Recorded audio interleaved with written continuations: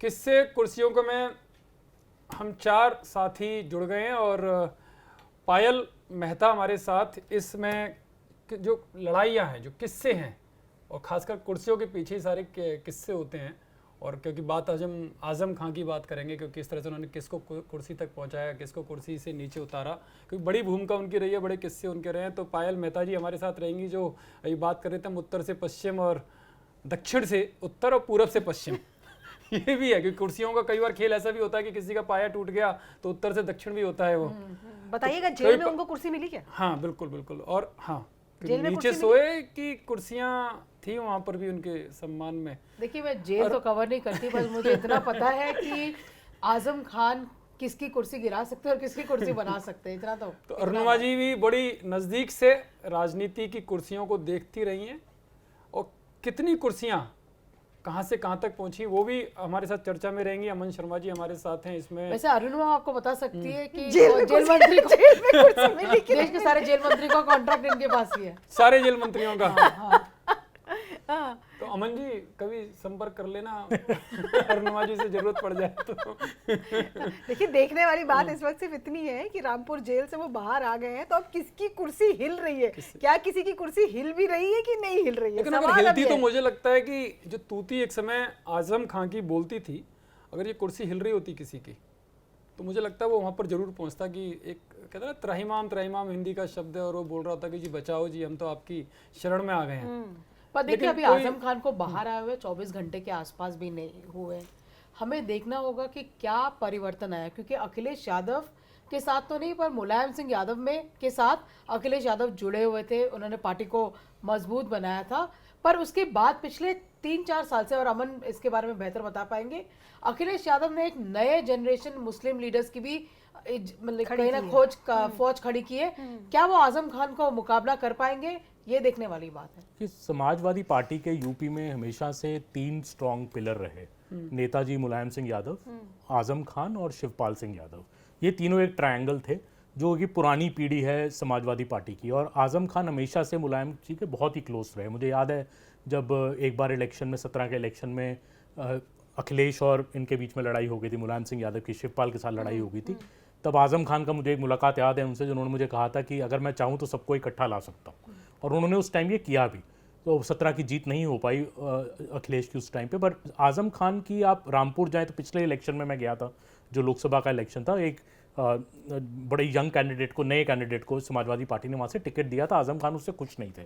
But Azam Khan की आप रामपुर अपने देखो, जौहर यूनिवर्सिटी में गया तो गेट पे सीआरपीएफ लगी थी और पूरी यूनिवर्सिटी बंद थी, पूरा प्लास्टर उतर गया था, बोर्ड से प्लास्टर उतर गया था। जो बड़े बड़े गेट्स उन्होंने रामपुर में बनाए थे बड़े अनकेम्प्ड स्टेट में थे।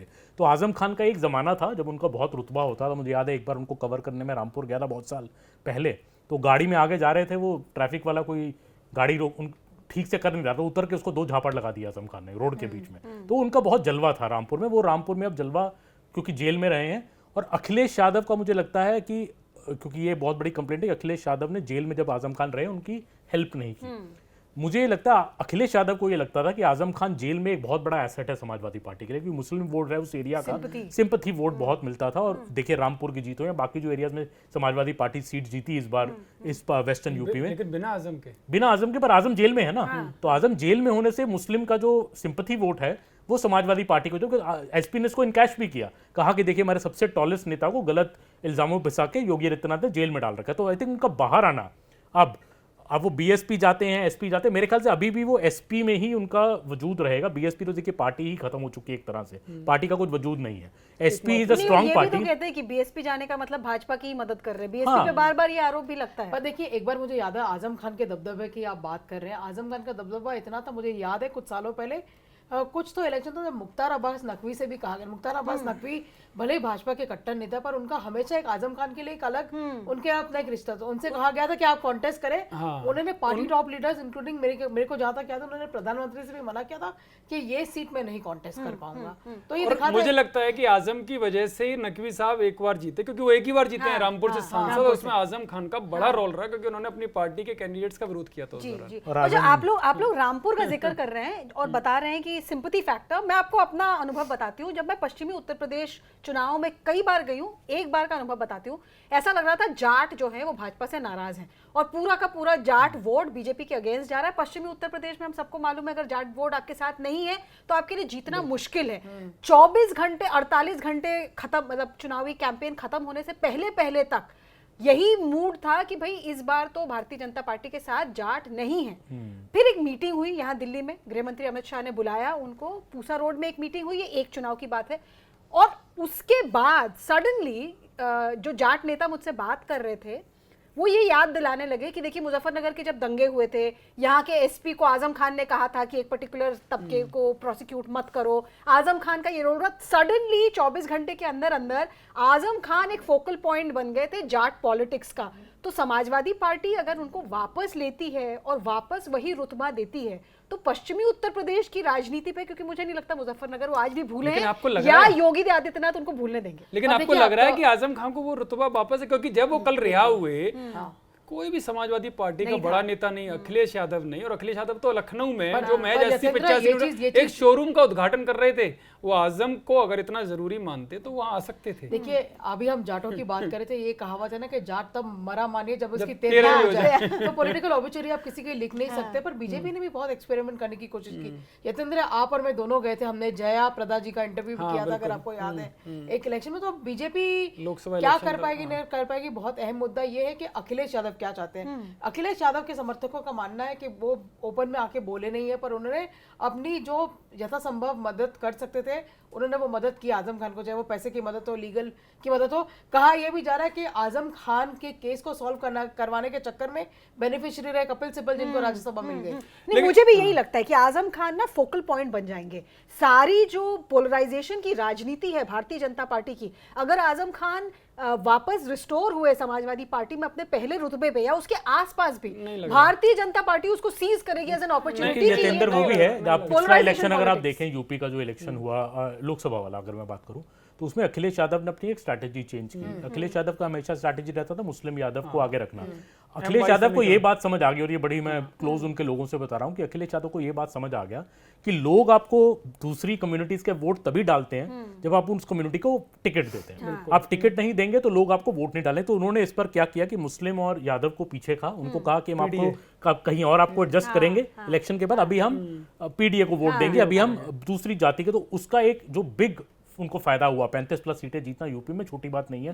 मुलायम सिंह यादव के बाद पहली बार इतनी बड़ी परफॉर्मेंस आजम के जेल में रहते हुए। तो मुझे ये लगता है कि आजम खान के बाहर आना, अखिलेश जी का ना जाना, और अखिलेश जी का स्टेटमेंट उन्होंने इशू किया लखनऊ से कि हम सपोर्ट, तो ये भी उसी स्ट्रैटेजी का पार्ट है कि हम मुस्लिम अपीजमेंट इस तरह से ना करें पूरे निकल के, ताकि समझते हैं कि जैसे मुस्लिम ध्रुवीकरण आप करते हो बाकी की जाति बीजेपी को मौका मिल जाए। बीजेपी को मौका मिल देखिए जरूरी है कि दलित हमेशा मुस्लिम के साथ रहे, उनका कॉम्बिनेशन कभी बनता नहीं है।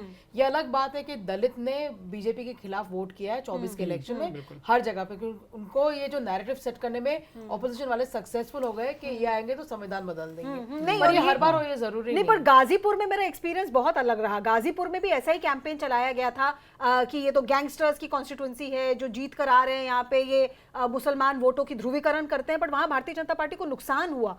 तो राजनीति भी बहुत ही डायनामिक है इस वक्त पश्चिमी उत्तर प्रदेश में भी और पूर्वी उत्तर प्रदेश में। देखिए वोटर दिन ब दिन स्मार्ट होता जा रहा है। वही अधीर रंजन चौधरी जो 90% मुस्लिम सीट से जीत गए, उनको हरा दिया लोगों ने।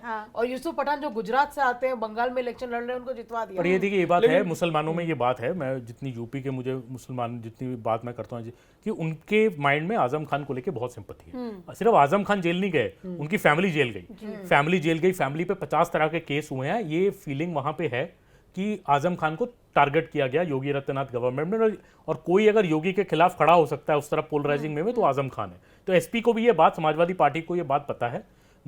मेरा गेस ये है कि रहेंगे समाजवादी पार्टी में, पर उस तरह के रुतबे पर नहीं पहुंचेंगे, वो एक स्ट्रैटेजी का पार्ट है। बट अमन एक चीज बताइए, आपने कहा मुसलमानों का सिंपैथी वोट आजम खान के साथ है, रामपुर स्पेसिफिकली, क्योंकि एक दो बार मुझे भी जाने का मौका मिला, मुझे ऐसा लगा, करेक्ट मी अगर आपका अनुमान अलग रहा, कि ये जेल में रहने से जो नॉन मुस्लिम वोट है रामपुर का, वो भी कहीं ना कहीं थोड़ा सा सिंपैथी रख रहा है आजम खान के साथ कि मतलब बहुत वक्त, लंबा वक्त जेल में रहे। हम लोगों ने शुरुआती की बातचीत की इससे कि कुर्सी मिली कि नहीं, वो खुद बाहर आकर क्या बोले कि मैं तो बिल्कुल ही कट ऑफ रहा, मेरे पास कोई फोन नहीं था, कोई अखबार नहीं था, कोई एक्सेस नहीं था, किसी से बातचीत करने का मौका नहीं था। तो ये जो उन्होंने अपना भी पोर्ट्रेयल बाहर आते ही किया, एक सिंपैथी नॉन मुस्लिम वोट की है। भी देखिए, कैप्चर करने की कोशिश की है। इसमें कोई शक नहीं है कि रामपुर में आजम खान ने डेवलपमेंट तो किया है। अब रामपुर जाए तो आपको दिखेगा। एक बार आया था मैं आजम खान को, जब 17 की मैं बात बता रहा हूँ, कब्जे भी बहुत किए हैं, डेवलपमेंट की आड़ में कब्जा ज्यादा तो 17 में मुझे याद है, 17 में मुझे याद है 5 किलोमीटर सड़क बनाएंगी तो 1.5 किलोमीटर उनको का मिलने फायदा गया मैं होगा। आज के दिन भी उनके एरिया में जाके कुछ बोल करके दिखाया, आपको ना दौड़ा के भगाया तो मेरा नाम बदल देना। तो वो बड़े पैशनेट थे। जौहर यूनिवर्सिटी जैसे मुझे याद है 17 में मिलने गया तो पूरा ब्लूप्रिंट मेरे सामने खोल दिया कि देखो ये जो मैं यूनिवर्सिटी बना रहा हूँ ये ऑक्सफोर्ड की तरह होगी। तो उनका वो विजन था कि इसमें मैं आप मुझे, तो ही वाज लाइक कि इसके लिए मुझे कुछ गलत भी करना पड़े तो मैं करूंगा। नहीं, और रामपुर देखकर तो लगता है कि ये वो छोटा सा शहर नहीं है जिसके बारे में आप सोच के रामपुर जाते हैं। मुरादाबाद से बहुत जिस अलग तरीके- है। आप हाँ, मुरादाबाद बहुत जाइए अलग और है। रामपुर जाइए, बहुत अलग है। बकरी चोर, नहीं, वो मुर्गी तो- चोर, नहीं, वो तो टूटी बफेलो- चोर का भी आरोप लगा किताबों की चोरी। नहीं, नहीं, but जो नहीं, पुलिस- बफेलो वाला तो अलग किस्सा है। उनकी बफेलो चोरी, भैंस चोरी हो गई, पूरा यूपी पुलिस लग गया नहीं उसके नहीं, पीछे। बट अगर आप चोरी की बात करेंगे तो अभी आपने सुना ना टूटी चोर की टूटी चोर। कैसे खंडन किया गया, किस आईएएस ऑफिसर को याद दिलाया गया कि मैं याद रखूंगा। देखिए मुझे ये लगता है जितेंद्र की 27 का जो इलेक्शन है यूपी का, ये एक टाइट इलेक्शन होने वाला है। ये कि एक तरफा इलेक्शन नहीं होगा।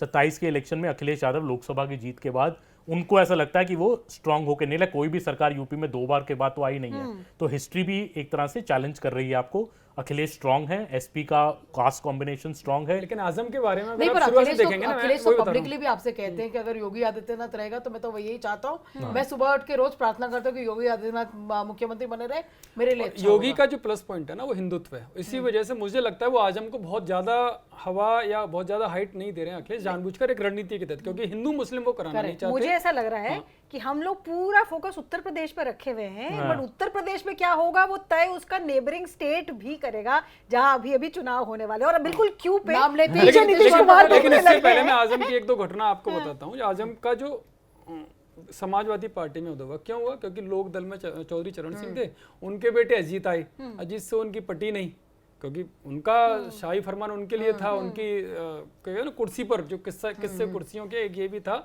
कि संगठन की कमान उन्होंने अजीत सिंह को दे दी, तो उन्होंने मुलायम सिंह का हाथ पकड़ लिया, और मुलायम सिंह ने अब अखिलेश को दे दी।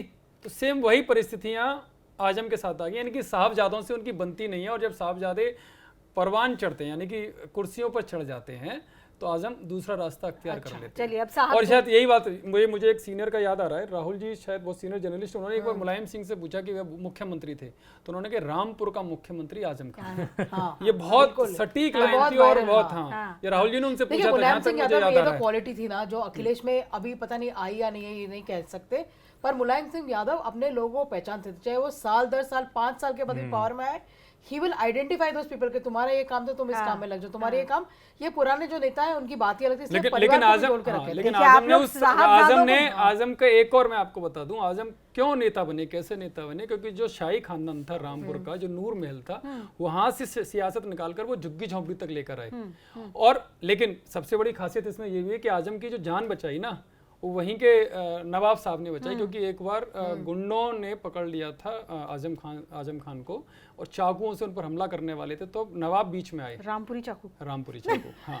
और नवाब बीच में आए और उन्होंने कमरे में बंद किया आजम खान को, अगर आपको वहां आजम तक पहुंचना तो पहले मुझसे, और जबकि उन्हीं का विरोध कर रहे थे आजम खान, उन्हीं का, और तब शायद लोकसभा फिर विधानसभा आपको चुनाव एक साथ होते नहीं थे। नहीं, आपको पर फिर से आजम खींचूं? तो बिल्कुल कॉन्ट्ररी जो आदमी है जिसकी सुशासन की इमेज है वो हमारा इंतजार कर रहा हाँ है। एग्जैक्टली। अब आपको खींचती हूँ मैं जरा, आप आजम खान तक बात पहुंचेगा। आप 2 साहबजादों की बात कर रहे थे, मेरे पीछे वो दोनों साहबजादे दिख रहे हैं, तो ये बताइए कि यूपी का इलेक्शन तो हम डिस्कस करेंगे, यूपी की राजनीति डिस्कस करेंगे, इस वक्त बिहार की राजनीति में आपके हिसाब से क्या कोई उलटफेर होने जा रहा है, या 2 लड़के जो है जो यूपी में फेल हो गए वो बिहार में जो आजम की बात कर रहे हैं ना, अखिलेश ने जिस तरह से अपनी राजनीति सियासत का गणित जो बदला है ना, कि मुसलमानों पे नहीं जाना, तेजस्वी उलट कर रहे हैं, वो मुसलमान और यादव जो पहले यूपी में M-22 समीकरण होता था वो वहां पर कर रहे हैं, तो उसका फायदा बीजेपी उठा सकती है।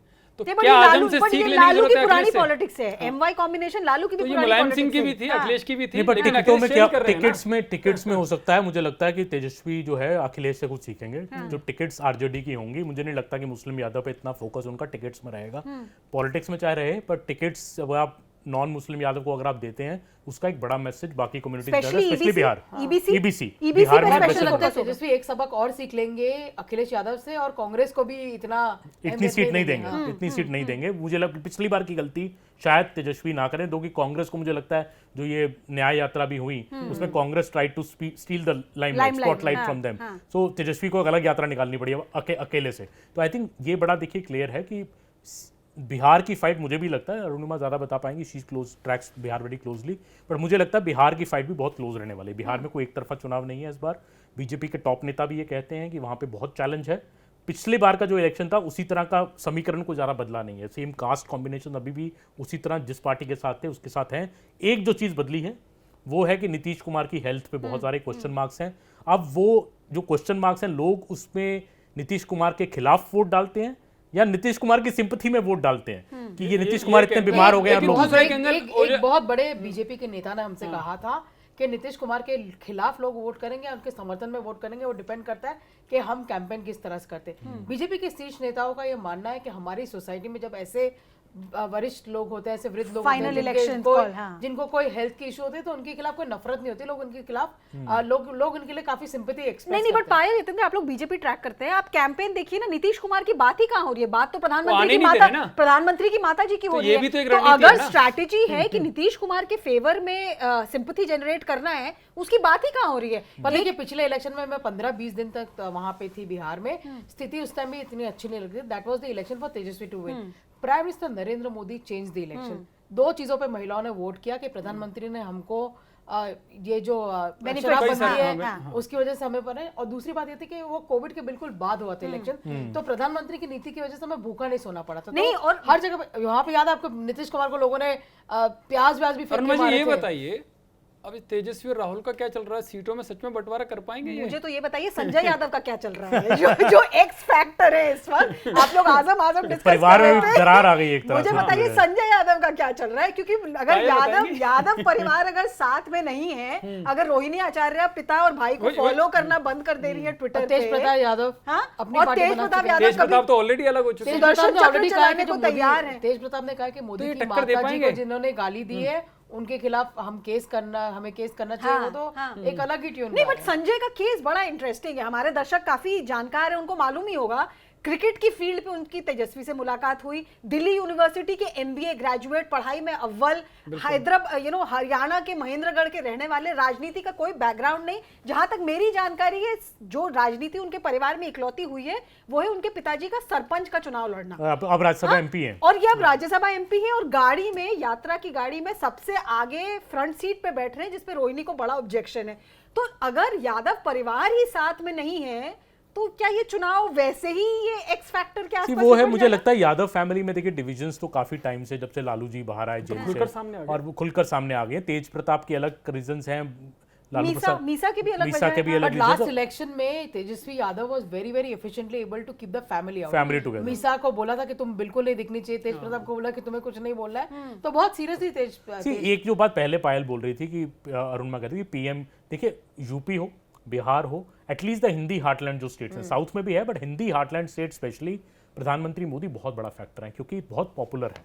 और बिहार में हो, यूपी में हो, इन स्टेट्स में लोगों को लगता है कि ठीक है मुख्यमंत्री हमारे जो भी हैं, बट प्रधानमंत्री की पॉपुलैरिटी एक अलग लेवल की है। उनकी रैलीज से लास्ट लैप में नतीजे बदलने तक की उनकी क्षमता है इन दोनों स्टेट्स में, एटलीस्ट बिहार यूपी की में। इससे कितना नतीजे बदलेंगे? ओवैसी ने भी कह दिया कि पूरी ताकत के साथ सीमांचल में देखिए चुनाव ओवैसी लड़ेंगे। बेचारे नुकसान हुआ है। ओवैसी बेचारे पिछली बार का उदाहरण सामने है ना। 6 एमएलए ले आए थे, वो सारे तेजस्वी यादव चुरा पिछली ले बार गए। तो नुकसान हुआ पर है। क्या ओवैसी को मिलेगा? बिकॉज़ ओवैसी को यूपी में कोई सक्सेस नहीं मिल पाया। नहीं, तो और ये भी मतलब नहीं, पिछली बिहार बार जीते थे वो बिहार में के ही, जो- हाँ, सीमा- मैं नहीं हाँ। कह रही, बस अब बिहार- चुरा ले गए ना तेजस्वी उनके सारे वो ठीक है, वो तो बात की बात है ना, बट- लेकिन बट नुकसान जितेंद्र, करने मैं की बताऊं, स्थिति- बिहार का जो सीमांचल का वोटर है जिसने ओवैसी को मतलब ऐसा प्लेजेंट सरप्राइज दिया था, चुनाव के बाद उनके बीच भी रीथिंकिंग शुरू हो गई थी। क्योंकि देखिए मुसलमान वोटर लोकसभा इलेक्शन में भी हमने देखा, वो उसके साथ जाना चाहता है जो सरकार बना पाए या जो इस पोजीशन में हो कि कम से कम सरकार बनाने की दावेदारी में हो। तो ओवैसी को पिछली बार उन्होंने जरूर वोट दिया, बट क्या इस बार दोबारा वो रिपीट करेंगे? ये बड़ा ओवैसी एक से आई सवाल थिंक है। मुझे लगता है बड़ा फैक्टर जो है थर्ड पार्टी, वो प्रशांत किशोर रहेंगे बिहार में। Absolutely. Prashant Kishor is like the Vijay of Tamil Nadu politics right now. और at one time Arvind Kejriwal और जो वन दिल्ली टाइम में केजरीवाल भी तो लड़ने वाले हैं। वो एक नई होप उन्होंने है भी तो बोला। वहां पे। और प्रशांत किशोर की एक रैली पे मैं गया था बिहार, जब मैं गया तो मैं I made it a point to go. बड़ा ही जेन्युइन ऑर्गेनिक क्राउड है उनकी रैलीज में। लोग जैसे वो प्रशांत किशोर बोल रहे हैं रैलीज में, एक मैंने उनकी स्पीच सुनी उसी रैली में, तो उन्होंने कहा कि देखिए आपने इनको वोट दिया, आपने इनको वोट दिया, आपके बच्चों को पैरों में तो आज भी चप्पल नहीं है बिहार में, आपको क्या मिला, आप अभी भी गरीब हैं, तो गरीबी तो आपकी हटी नहीं। सेम यही लाइन केजरीवाल बोलते थे। नहीं, केजरीवाल अमन, मैं बोलते आपसे पूछूं, क्या प्रशांत किशोर, आपको ऐसा लगा कि प्रशांत किशोर जिस तबके को अट्रैक्ट कर रहे हैं वो अर्बन एडुकेटेड यंगस्टर है, जिस तरीके से अब आम आदमी पार्टी का दिल्ली में था? क्यों? क्योंकि जो कॉलेज गया है, जिसने बिहार में डिग्री हासिल की है, एक टाइम था जब पटना कॉलेज, साइंस कॉलेज, पढ़ाई लिखाई के मामले में ये टॉप माने जाते थे। आज उन कॉलेजेस की पढ़ाई बिल्कुल ही गड्ढे में, हर आदमी अपने बच्चे को प्राइवेट एजुकेशन के लिए भेजना चाहता है। मतलब बिहार की माइग्रेशन की स्टोरी किसी को बताने की जरूरत नहीं है, हम सब वहां से निकलकर बाहर आ गए, वापस जाने का कोई वो दिखता नहीं है। एनडीए की जो स्ट्रेटजी देख रहे हैं उनका भी मानना है कि करीबन ठीक ठाक वोट ले जाएंगे प्रशांत किशोर। एक तो आप ये जो युवाओं की बात करें कि he might be the reason for hope, और लोगों को लगता है ना कि यार तुमको बदल के किसी को भी लाना, तो वही भी एक मूड होता है। और दूसरी बात है, जितने नाराज फूफा होंगे बाकी सब पार्टियों में उनको भी प्रशांत किशोर, पर प्रशांत किशोर को वोट मिलना मतलब बीजेपी को फायदा? That I don't know. BJP को नुकसान भी हो सकता है। It is still, I think अभी ये बहुत बड़ा सरप्राइज है कि किसको डैमेज करेंगे। तो अपर कास्ट वोट डैमेज करेंगे क्योंकि खुद अपर कास्ट हैं, तो बीजेपी को डैमेज करेंगे। या फिर अगर वो रूरल में इतना घूम रहे हैं तो क्या वो आरजेडी के वोट को इम्पैक्ट करेंगे, केजरीवाल आते हैं यूथ तो वो किसको करेंगे नुकसान? I don't think he is a factor. देखो, दूसरी एक बट बात मैं एक चीज ओबीसी अगर आप आते बोले, तो किसको? प्रशांत किशोर का कास्ट एक बड़ा फैक्टर है। बिहार से ज्यादा कास्ट लेडन कोई सोसाइटी नहीं है, और अपर कास्ट का नेता बहुत मुश्किल होता है कि जाति के बेसिस पे। मतलब मैंने ये जोक आप सबको सुनाया है कि एक महिला थी, उनको एक पत्रकार ने माइक लगाया और बोला कि चाची इस बार वोट किस पे देंगी, जात पात पे देंगी? तो बोले तो और किस चीज पे देंगे? तो फिर वोट माइक लगाया, पूछा तो विकास पे नहीं देंगी, तो पूछी विकास कौन जात बा? तो विकास हो गया, डेवलपमेंट हो गया, टीवी स्टूडियोज में सुनने में बहुत अच्छा लगता है, बट बिहार की राजनीति जात पात से ऊपर नहीं उठ पाती। बैकवर्ड की राजनीति, ईबीसी की राजनीति। इसलिए प्रशांत किशोर के लिए मुश्किल है। ये नीतीश कुमार बताइए, ईबीसी के सबसे बड़े नेता हैं। और एक बात जो हम बात नहीं कर रहे कि पिछले इलेक्शन में जिस इंसान ने एनडीए का नुकसान किया था वही एनडीए के साथ खड़ा है, वो है चिराग पासवान। नीतीश कुमार को गाली गलौज करने के बाद भी आज नीतीश कुमार के साथ उनको खड़ा होना पड़ा। बीच में बहुत कुछ वो बोले थे बिहार में सरकार के खिलाफ, उनको बीजेपी के दो नेताओं ने समझा नहीं। एक ने उनको बंदूक किसने बताइए ना, किसने? नाम तो मैं नहीं लूंगी। यही तो बताना है यार। हिंट तो दीजिए। बिहार में कितने नेता ये किससे कुर्सियों के तभी तो चलेगा। बिहार, खैर एक नेता ने बोला कि मैं उनको हर 3 महीने समझाता हूँ, उनके पिताजी मेरे दोस्त रहे, तो मैं उनको हर 3 महीने में थोड़ा सा समझाता हूँ कि चिराग जी आपको ऐसा नहीं करना, वैसा नहीं करना। और एक ने कहा है कि ठीक है मैं अपने स्टाइल से समझाऊंगा, तो अपने स्टाइल से समझाऊंगा। अपने स्टाइल से मतलब चिराग के कनपट्टी पे बंदूक रख के समझा दिया, मतलब एक तरह से इशारा। उसके बाद चिराग की बिल्कुल चेंज हो गई, चिराग बोलने लगे कि मैं 243 सीट्स पे लड़ूंगा। जितेन राम मांझी भी है, वो भी सीट के लिए मैं यही बोलने वाली थी, चिराग अकेले एक्स फैक्टर नहीं है एनडीए में, जीतन राम मांझी भी हैं। थोड़ी भीड़ है, थोड़ी भीड़ है एनडीए में। महागठबंधन में फूफा कौन बनेगा? फूफा नाराज होता है, मतलब फूफा तो उपेंद्र कुशवाहा है। नहीं ये तो एनडीए में हो गए। नहीं, महागठबंधन में फूफा तो कांग्रेस, पूरी कांग्रेस ही हो सकती है, क्योंकि कांग्रेस चाह रही है कि उनको पिछले, आप सदाकत आश्रम में जाकर 80 साल बाद, 85 साल बाद सदाकत आश्रम में जाकर आप क्या कर रहे हो? Flexing your muscle. आप जब अपनी रैली कर रहे थे, तेजस्वी यादव कहाँ दिख रहे थे? 3 बार उन्होंने बोला मुख्यमंत्री का चेहरा मैं हूँ, कांग्रेस कंफर्म नहीं कर रही है। अभी आज तक नहीं कर रही है। और दूसरी बात ये, बिहार में इलेक्शन होने वाले हैं, आप बिहार जा रहे हैं, यात्रा कर रहे हैं, विदेशी नेटवर्क को इंटरव्यू देके कह रहे हैं कि सारा रिगिंग प्रोसेस चल रहा है। पता नहीं राहुल गांधी किसके बहकाव में चले, किसके कहने पे आजकल चल रहे हैं। एनडीए में कोई फूफा बनेगा? एनडीए में जगह नहीं। सही, मुझे लगता है कि वो बिहार का जो इलेक्शन है सीट शेयरिंग पे भी बहुत डिपेंड करेगा, कैसी एनडीए इसको स्मूथली, दोनों साइड पे चैलेंज है सीट शेयरिंग का। कांग्रेस ज्यादा सीटें चाहेगी, आरजेडी अगर दे देगी तो इलेक्शन हार जाएगी, उसको भी पता है। तो कांग्रेस की एक्सपेक्टेशंस को कैसे डाउन करना है वहाँ पे, और मुझे नहीं लगता ये एसआईआर कोई बड़ा ग्राउंड पे मुद्दा है वहाँ पे बिहार में। मुझे नहीं लगता, इन्होंने बनाया है बहुत बड़ा, पर मुझे नहीं लगता लोग जिसका वोट बन गया उसको वोट चोरी का कोई वो नहीं, वोट चोरी का मुझे नहीं लगता। वहाँ किसी आम आदमी का वोट कटा ही नहीं है शायद। देखो वहाँ पे 2 इश्यूज हैं, पता चलेगा 30 सितंबर को जब फाइनल आएगा। बट ये है कि वहाँ पे अभी भी कास्ट पॉलिटिक्स और development politics to the extent की लोगों को वहाँ लगता है कि एनडीए ने काम किया है। जब दोनों नीतीश और मोदी इकट्ठे होते हैं, तो पिछली बार जब मैं कह रहा था वो बड़ा जो ब्रिज बना है जो तेजस्वी की कॉन्स्टिट्यूएंसी को जाता है वो बना है, पटना रिंग रोड जो मैंने देखा, मतलब मरीन ड्राइव जिसको वो कहते हैं, गिरिराज सिंह ने तो काफी सारे ट्वीट भी कई सारे ब्रिज गिरे भी हैं। गिरे हुए तो लोग ये कहते हैं कि पटना में काम हुआ, पटना के बाहर आप जाइए, बिहार बहुत बड़ा है, नहीं, बट अमन आप उस ब्रिज से मरीन ड्राइव से आगे जाइए, आप दीघा पहुंच जाएंगे। यहाँ तक पानी मतलब तो नहीं पर कहने वाले तो पर बहुत कुछ कह बिहार सकते हैं। जहाँ से शुरू हुए थे बिहार की जर्नी, वहां से लेके आज तक वहां पे हाँ, एम्स होना, पायल, ये होना, बट वो होना। देखिए लखनऊ की भी जर्नी वहीं से शुरू हुई थी, बट लखनऊ पटना से काफी आगे निकल गया है। हाँ। और कुछ लोग जरूर हैं जो कंपैरिजन कर रहे हैं कि बीमारू स्टेट्स में आप देखिए, मध्य प्रदेश, उत्तर प्रदेश, पर मैं आपको ये उड़ीसा, बिहार, ये काफी आगे बिहार निकल है जो चुके हैं। सबसे पीछे रह गया। अच्छा ये बताइए, सीट शेयरिंग को लेकर, क्योंकि अब हॉट टॉपिक तो वही है, राहुल गांधी कितने आगे तक जा सकते हैं सीट शेयरिंग को लेकर, और कितना दब सकते हैं? नहीं, जो उनका रवैया है, जो उनका व्यवहार है, देखकर क्या लग रहा है? नहीं, मुझे लग रहा है राहुल गांधी के पास बहुत ज्यादा ऑप्शन है नहीं, बहुत जल्दी उनको डिसाइड करना पड़ेगा, क्योंकि जितना वो डिले करेंगे मान जाएंगे वो तेजस्वी की बात? मानना ही पड़ेगा उनको। उनके पास ही दे द Choice नहीं है। सेकंड पार्टी लीडरशिप पोजीशन पे अभी तक आरजेडी उन्होंने है। माना नहीं है कि तेजस्वी सीएम कैंडिडेट होगा, अगर तो नहीं सीट तो मानेंगे तो फिर नुकसान पार्टी का और करेंगे। बट अलग अलग हो जैसे सकते हैं। एनडीए में भी कहा है ना कि नीतीश कुमार इलेक्शन तक तो हमारे मुख्यमंत्री, आगे किसने देखा है? हाँ, हाँ, ये तो हाँ, सबको तो पता ही ये है ना आगे सिचुएशन क्या जो है बिहार के मुख्यमंत्री कौन लेकिन- होंगे, लेकिन ये राहुल तो- महाराष्ट्र जैसी है काफी, क्योंकि महाराष्ट्र में भी अमित शाह ने कभी ये नहीं कहा था हाँ। कि हम इलेक्शन जीत जाएंगे तो शिंदे हमारे मुख्यमंत्री बनेंगे। हम उनके फेस पे इलेक्शन लड़ रहे हैं। अभी भी बीजेपी कहती है कि हम नीतीश के फेस पे इलेक्शन लड़ रहे हैं। इनफैक्ट कुछ इंटरव्यूज अमित शाह के जो छपे अखबारों में मैंने पढ़ा था, नीतीश उसमें उन्होंने जी की- क्लियरली कहा कि देखिए, बाद में क्या मैं होगा नाम कोई नहीं नहीं कह बताऊंगा। सकता। पर नीतीश की तबियत भी एक फैक्टर मैं है ना, नाम फिर नहीं से वही। बताऊंगा, मेरी एक बड़े नेता से बातचीत हो रही थी, तो मैंने कहा कि आप नीतीश के साथ वापस क्यों जा रहे हो,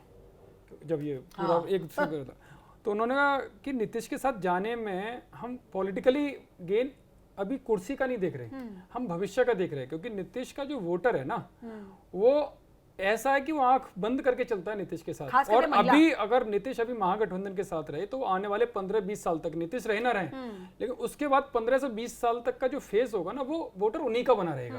और फिर उसके बाद आने वाली पीढ़ी तो एक बड़ा लंबा नुकसान अच्छा, होगा। मुझे बात और आने बताइए। वाले हिसाब से अगर वो अभी हमारे साथ रहते हैं लास्ट टाइम तक, हाँ। तो आने वाले 15 साल तक उनका वोटर हमारा ही रहेगा। मुझे बताइए, नीतीश कुमार मुख्यमंत्री हैं एनडीए के, अगर एनडीए जीत कर आ जाती है, वो उनकी तबियत का पता नहीं कितने बीमार है, मतलब एक दो बार हमारी मुलाकात हुई उनसे, बातचीत कर रहे हैं, ऐसा नहीं है कि वो बिल्कुल ही बातचीत करने की स्थिति में बीच में नहीं जैसे है। असेंबली में बोले देखिए थे कोई सीधा कर सा मैं नहीं बता रहा हूँ, सकता। मैं वही बता रहा हूँ, जो मेरी बातचीत हुई उस आधार पे वो नाम यही रहेगा, हाँ। लेकिन चुनाव के बाद जब सीटें आ जाएंगी तो वो नहीं, मैं मुख्यमंत्री मैं इनका वही कह होगा। रही हूँ। नीतीश जी मुख्यमंत्री नहीं होंगे, मैं आपको तो अभी से बता दे रहा सम्राट हूँ। चौधरी को अपना सूट नहीं, बूट वो बनवा कौन लेना बनेगा? चाहिए। नहीं, नहीं। नहीं देखिए, कौन देखिए, बनेगा आपने वो, सम्राट- ये अभी आपने तय नहीं सम्राट है। चौधरी का मामला लेकिन उठाया। बनेगा फिर बीजेपी का ही, एक- अगर सरकार एक बनती है बीजेपी तो। के बहुत वरिष्ठ नेता ने हमसे कहा था कि मेरे जिंदा रहते रहते नीतीश कुमार कभी वापस नहीं आएगा, और मैं नीतीश कुमार से 10 साल ज्यादा जिंदा रहूंगा। उसके बाद ये जब मामला हुआ कि नीतीश कुमार जी वापस आ गए, तो उन्होंने बोला कि ठीक है, मैंने भी सम्राट चौधरी को समझाया कि मैंने कहा भाई मैं भी मान गया तो तू भी मान जा। तो पॉलिटिक्स में कभी कोई पॉलिटिक्स में नहीं, सब ये होता तो है। ये तो गृह मंत्री रैलीज में बोल चुके हैं, क्योंकि गृह मंत्री कभी अमित वापस शाह नहीं ने जाएगा, हाँ हाँ। खुद कहा था कि नीतीश कुमार को कभी वापस नहीं लिया जाएगा, बट राजनीति में कभी परमानेंट एनिमीज नहीं कुछ भी होते, permanent परमानेंट नहीं फ्रेंड होता, नहीं होते। कुछ भी permanent बट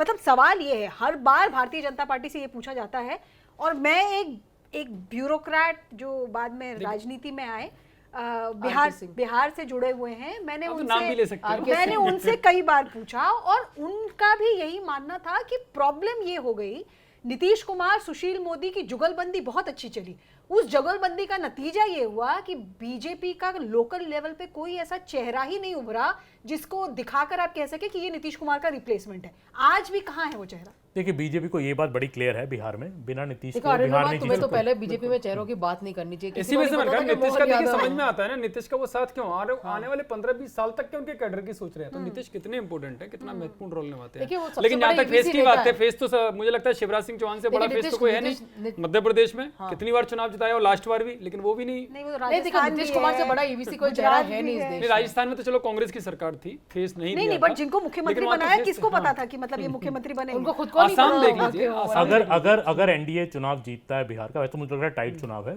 प्रिडिक्ट करना मुश्किल है, पर अगर एनडीए चुनाव जीतता है बिहार में तो नीतीश मुख्यमंत्री नहीं होंगे, कोई first time second time MLA surprise face को सीएम बनाया जाएगा। पर जेडीयू का क्या होगा? हाँ लेकिन जेडीयू नया- ठीक है, जेडीयू रहेगा। जेडीयू JDU बिना नीतीश के रह रहेगा पाएगा? और बीजेपी का नहीं, मुख्यमंत्री JDU होगा, ये तो देखिए, क्लियर है। नीतीश कुमार इसी बात से तो नाराज थे ना, पिछले बार उनको लगा था कि हमको हमारी पार्टी खत्म हमारी करना पार्टी के चाहिए। सीट्स खत्म कर दिए, पर नीतीश कुमार की पार्टी के सीट का बैंडविड्थ ही उतना है। हाँ, ठीक नहीं है। इसलिए इस एक बार उन्होंने सेकंड। कहा है कि एक सीट एक्स्ट्रा मिलनी चाहिए। बात कर रहे थे कि मुख्यमंत्री का चेहरा कौन है, बहुत दावेदार एनडीए में भी चिराग पासवान भी कहते हैं कि लगातार कि मैं मुख्यमंत्री का चेहरा हूं। लेकिन उनको पता नहीं, है वो बोल रहे मुख्यमंत्री 2030 में बनेंगे होगा। नहीं। अब वो बोल ये रहे आप लिख 2030 के में रख लो, होगा। हाँ लिख के रख लो, चिराग पासवान मुख्यमंत्री नहीं उनकी बनेंगे। अगर constituency- अगर वो बनने सरकार की कोई- बनती है वो तो बनने की कोई बीजेपी का जल्दी ही। में भी नहीं, जतेंद्र वो बहुत यंग है और वो उनके लेकिन पास उसे अपने कैडर को बहुत देना समय ही है। है। हाँ। एक अच्छा बीजेपी की एक रणनीति रही है, जिस भी राज्य में चुनाव होता है वो 5-7 चेहरे ऐसे खड़े कर देते हैं कि ये मुख्यमंत्री में का लड़ते चेहरा रहो। होंगे। नहीं, आपस में नहीं, वो रणनीति क्या है? वो रणनीति है जो मुझे बड़े नेता ने बताई कि आसपास की कई सीटों पर उसका फायदा मिलता है। अरे अगर ये मुख्यमंत्री बन गया तो हमारे क्षेत्र में फायदा होगा, और कई सारी विधानसभाओं को वो कवर कराते हैं। आप यूपी का चुनाव देख लो,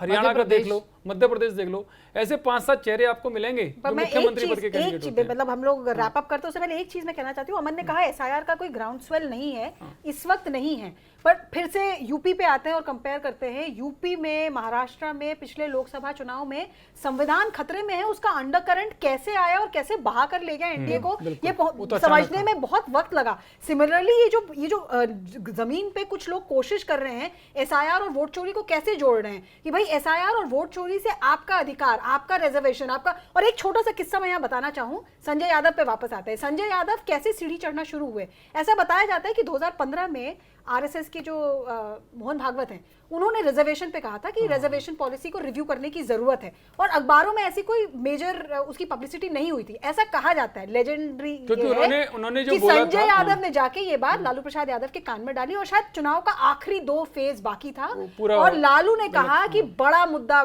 मिल गया है अब। और जिस तरीके से उन्होंने इसको भुनाया, रिजर्वेशन के मुद्दे को बड़ा मुद्दा बना, पूरा स्वीप हो चुनाव गया के था। बीच में कौन सी तो अब ये एसआईआर को लेकर किस तरीके से उसको संविधान, जैसे मैंने कहा जात पात जाति बिहार में बहुत बड़ा मुद्दा है, इसको कैसे वो यूटिलाइज करते हैं जब कैंपेन शुरू होता है, ये एक ये बहुत सही कह रही है अरुणिमा कि बिहार की जो राजनीति है उसमें एक इशू अगर मोमेंटम पकड़ ले तो वो इलेक्शन बदल देता है।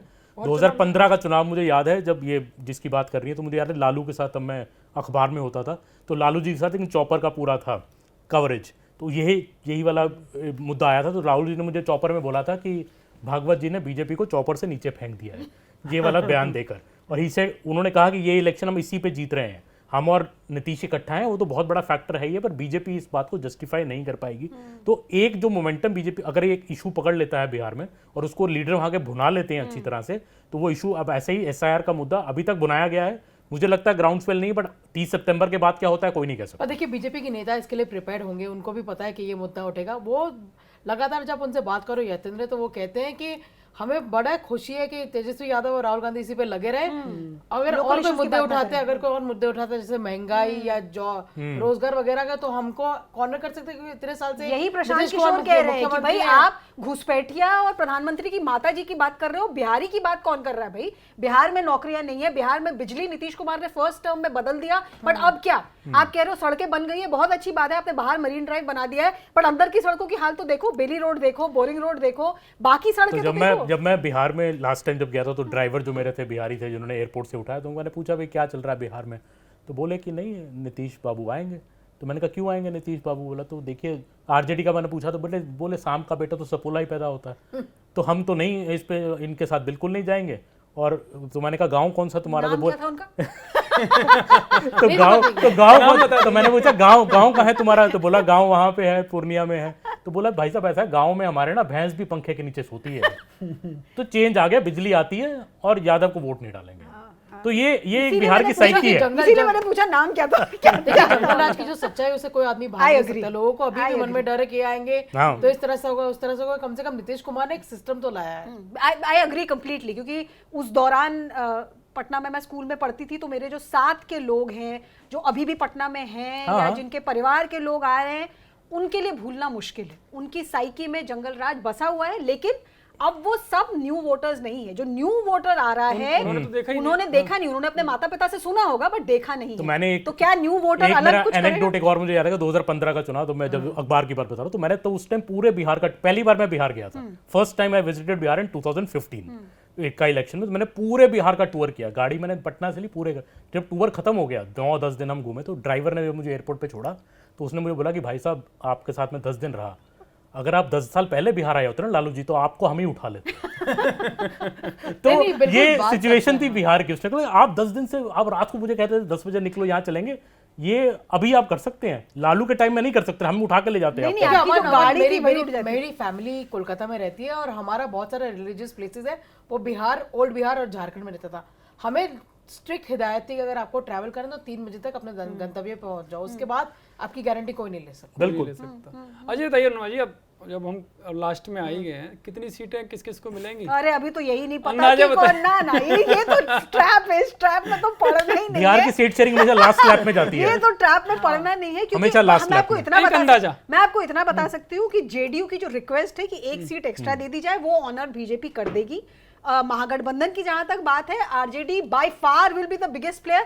और अभी तक, and I am sticking my neck out, हो सकता है राजनीति में कुर्सी में कब क्या हो, बट अभी तक इंडिकेशन ये है कि असदुद्दीन ओवैसी की जो मांग है वो भी तो मांग रहा है इन लोगों से। उसमें शायद तेजस्वी उनके साथ नहीं नहीं होंगे। जाएंगे, तो यानी कि इसका मतलब ओवैसी फिर से अलग थर्ड लड़ेंगे। फैक्टर तो पहले ही मना दो कर थर्ड चुके हैं। फैक्टर, एक प्रशांत किशोर, एक असदुद्दीन ओवैसी। इधर केजरीवाल भी अब केजरीवाल बिहार में मुझे केजरीवाल नहीं बिहार को लगता factor इतना बड़ा नहीं है। फैक्टर है, नहीं है। मुझे नहीं लगता। ओवैसी है, सीमांचल में हो सकते हैं, हो सकते हो हैं, सकते हैं तो उसका नुकसान होगा फिर तो। ना, महागठबंधन को होगा। तो वही तो राजनीति है कि मुसलमान को कन्विंस करना कि भाई हम सत्ता में आ रहे हैं और हमारे को वोट देके तुम्हें ज्यादा फायदा अरुणिमा कह रही है कि एक सीट का सच में है, क्योंकि मेरे पास जो देखिए, जानकारी मेरे है पास भी ये अभी जानकारी है अभी कि तक बीजेपी वाले बैठे ही नहीं है, जो मुझे लगता नहीं है। नहीं बैठे नहीं है, पर उनको 243 सीट्स में या जितनी भी सीट्स एक है, सीट का है। उसमें कितने लोगों को देना है, मतलब वो तय हो चुका है आपस में। और ये भी तय हो चुका है कि हर सीट में कौन सा कास्ट कॉम्बिनेशन देना। यहाँ तक उनकी बातचीत हो चुकी है, लड़ाई होगी नहीं, सारे फूफाओं को मना लिया गया है। पर ये बहुत सारे लोगों का ये भी मानना है अरुणिमा के Owaisi got expose in the last election. लोगों को लगता है कि वो टीम भी बीजेपी है, इसलिए शायद मुस्लिम पॉपुलेशन उनकी समर्थन नहीं करेगी, जो यूपी में भी उनको कुछ नहीं मिला। पर हमारे सबके दोस्त है ओवैसी, हम चाहेंगे कि कुछ करे। हाँ, इनके तो सच में अच्छे दोस्त हैं। बिल्कुल। तो ओबीसी मान जाएंगे? ओवैसी क्या के जी लिए? किसके लिए मान जाएंगे? नहीं, उनके ऊपर आरोप लग रहा है उनके कि वो साथ बीजेपी वो- नहीं, तो वो उनके वो ऊपर तो आरोप कहते भी वो तो तो ये है कहते ना। कि मैं तो लैला हूँ और मेरे कई सारे मजनू है। वो बेचारे बड़े बड़े मजे में कहते कि नहीं, मैं लैला तो- किसकी? मैं तो सबकी लैला हूँ। नहीं, लेकिन वो तो कह रहे हैं बीजेपी की लैला बन गए ओवैसी। वो जो मिलता है, जैसे तुम मिलोगे तो तुमसे कहीं तुम मेरी डील करा दो, कहीं से इनसे कहीं तू मेरी करा दो, तू मेरी करा दो। ओवैसी जी बड़े मजे से इन मामलों में रहते लेकिन हैं। आखिर में फायदा तो बीजेपी को मिलता है ना जी, ओबीसी के चुनाव में। मुझे तो मेरा ये तो वो भी आकलन समझते तो हैं ना। यही है कि चाहे एआईएमआईएम हो, चाहे प्रशांत किशोर हो, ये महागठबंधन के जो लोग हैं, जो एंटी इनकम्बेंसी वोट था, उसी को ये टारगेट करेंगे। और अगर वो एंटी इनकम्बेंसी वोट बढ़ जाता है तो फायदा इंडिया को है। देखिए, आजकल तो बिहार में यही चर्चा है कि नया टीम भी बीजेपी प्रशांत किशोर है। बिल्कुल। ऐसा नहीं, मैं वापस उसी मुद्दे पर आता हूँ जहाँ से हमने शुरू किया। ओवैसी जैसे बिहार में खेल बिगाड़ते हुए नजर आ रहे हैं, आजम अखिलेश का नहीं बिगाड़ देंगे चुनाव? क्योंकि अब यूपी में भी अगले साल चुनाव ही है, 2001 यूपी में थोड़ी अब खैर अभी दूर है, आई थिंक वेट करना पड़ेगा कि क्या पॉलिटिक्स वहाँ डेवलप होती है। माहौल तो वही बन रहा है ना। But क्योंकि मुझे ये- आजम को जिस तरह से तरजीह अब दी जा रही है, खासकर उन लोगों की निगाहें उनकी तरफ हैं, क्योंकि अखिलेश ने भी जानबूझकर कोई मुस्लिम चेहरा उभरने नहीं दिया।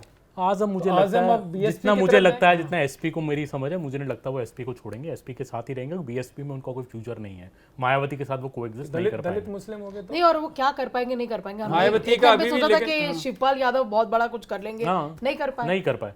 नहीं, शिवपाल तो चलो यादव वोट इतना नहीं, लेकिन नहीं, एक दो पर सीटों पर परिवार का आना। हिस्सा थे, उन्होंने लेकिन यहाँ तो मुलायम पूरे के साथ मुस्लिम पार्टी उसका बड़ा चेहरा माना जाता है। हाँ, कह सकते हैं, पर देखते हैं क्या होता है। अभी आई थिंक बिहार की बैटल ज़्यादा बड़ी बैटल है, पहले बैटल है।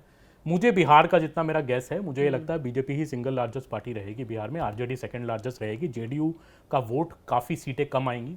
जेडीयू अगर 100 सीट लड़ता है तो उसका स्ट्राइक रेट मुझे नहीं लगता 30-35% से ज़्यादा रहने वाला है। तो चैलेंज बीजेपी का यही है कि चिराग पासवान को 20-22 सीट दे तो सीटें जीत लें। चिराग के साथ बीजेपी मेजोरिटी मार्क के क्लोज पहुंच जाएगी।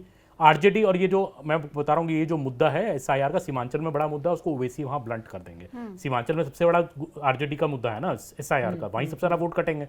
पर उसमें ओवैसी क्योंकि वहाँ लड़ेंगे तो ओवैसी वोट काटेंगे। बीजेपी को इतना नुकसान सीमांचल में इसलिए वजह से नहीं होगा। एंड में जाते हुए मुझे लगता है कि आरजेडी, अनलेस ये जो जेनजी की हम नई परिभाषा देख रहे हो, जेनजी वोटर जो है वो तेजस्वी के साथ जुड़ता है और उसको वोट करता है, RJD will be a strong, RJD party strong है, आरजेडी का वोट, बट आरजेडी को वो एक्स फैक्टर एक चाहिए, मुस्लिम यादव इस प्लस वजह क्या। से तेजस्वी डांस करते हुए नजर आए थे। हाँ, तो जेनजी के वोट साथ, वो चाह रहे हैं। पिछले इलेक्शन में 20-20, 25-25 रैली भी कर रहे थे तेजस्वी एक दिन में। तो जेनजी वोटर जो है वो एक्स्ट्रा अगर उनको कहीं से मिलता है और अदर कम्युनिटीज का मिलता है तो आरजेडी के पास एज है। बट अभी भी मुझे लगता है बीजेपी, जेडीयू, चिराग, कुशवाहा और मांझी मिलके एक बहुत ही पोटेंट कॉम्बिनेशन है वहाँ कास्ट वाइज का। तो एज तो इन्हीं के पास है, पोल पोजीशन में ये है, बट इलेक्शन में कुछ भी हो सकता है। हाँ, मुझे लगता है अभी बिहार का चुनाव पक्का नहीं है, अभी कच्चा है। बिहार का चुनाव पक्का अभी नहीं। ज्ञानेश जी भी एक फैक्टर है, उनको आने तो दीजिए मैदान में। वो भी एक बड़ा फैक्टर है। और यूपी बिहार की राजनीति पे हमने बात की, और आजम को लेकर एक मेरे मित्र ने, जो जब आजम गुस्सा हो गए थे मुलायम सिंह से, लेकिन बाद में वह वापस आए तो उन्होंने 2 लाइनें बोली उनकी, क्योंकि आजम बड़े शेर व शायरी के शौकीन हैं और बड़ी नज़ाकत के साथ बोलते इरशाद हैं इरशाद कि कभी खुशी से खुशी की तरफ नहीं देखा, तुम्हारे बाद किसी की तरफ नहीं देखा, ये मुलायम सिंह से बोला था, तुम्हारे बाद किसी की तरफ नहीं देखा, ये सोच कर कि तेरा इंतजार लाजिम है, तमाम उम्र घड़ी की तरफ नहीं देखा। मुझे लगा ये नीतीश आजम- कुमार की 90 आजम सेकंड मुझे- वाली ये इसी वजह से मैंने ये बोला, क्योंकि ये दोनों लाइनें देखिए, आजम आजम का- आजम आजम ने का- बोला, लेकिन ये बिहार की राजनीति पर भी फिक्स है, बिल्कुल आजम बिल्कुल खान सटीक साबित हो रही है। ये किसी के लिए भी बोल सकते हैं भाई। नहीं, मुझे तो ये बिल्कुल लगा कि नीतीश जी बोल रहे हैं मोदी जी को। इसी वजह से मैंने लाइन बोली, मेरे एक सीनियर ने ये भेजी लाइन है कि ये उस वक्त मुलायम को बोला, लेकिन ये बिहार की राजनीति पर भी फोकस हो रही है। सबकी नजरें इसी बात पर हैं कि क्या अखिलेश आजम को वही सम्मान देंगे जो नेताजी ने दिया, क्या अखिलेश एक बार फिर से एक बड़ा मुस्लिम चेहरा, चाहे वो उनके बेटे के तौर पर हो या रामपुर में जिस तरह की रियासत या सियासत, जो भी रियासत से निकाली उन्होंने गली मोहल्ला तक जो सियासत, वो क्या अभी भी यूपी में दमखम दिखाएगी? और क्या इसी तरह का जो मुस्लिम समीकरण है वो तेजस्वी, जो मुस्लिम यादव एम बाई फैक्टर है, वो बिहार में भी देखने को मिलेगा? क्या उसको भी इतर जो जैन जी की बात अमन जी ने की या अरुणिमा जी कर रही हैं या पायल कर रही हैं, क्या वो जैन जी का भी फैक्टर इसमें काम आएगा?